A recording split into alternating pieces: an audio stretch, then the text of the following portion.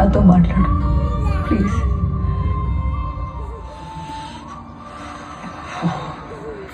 ఏం మాట్లాడతావే?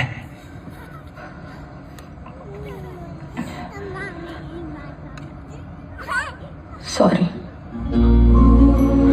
సారీ?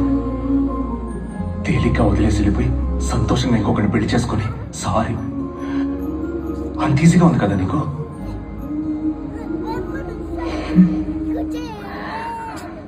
కరెక్టే.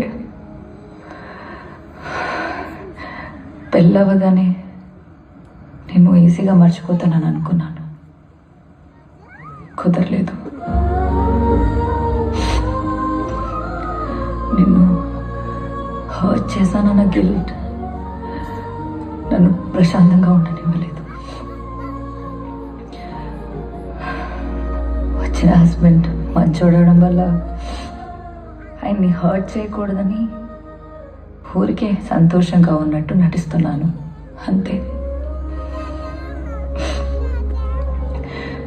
ఒక తప్పు చేసి ఈజీగా దాటేయొచ్చని అనుకుంటా, కానీ అది మనల్ని ప్రశాంతంగా ఉండనియకుండా లైఫ్ లాంగ్ వెంటాడుతూనే ఉంది కదా.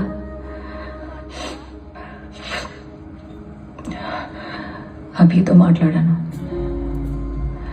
వాడన్నీ చెప్పేశాడు.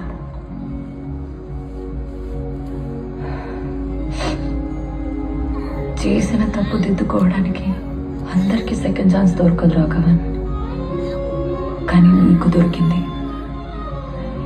ఎలాగైనా ఆ 48 పేపర్స్ని క్లియర్ చేసుకో.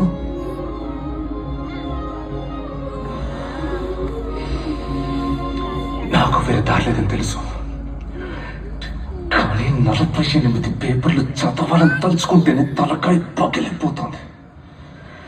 రాఘవన్,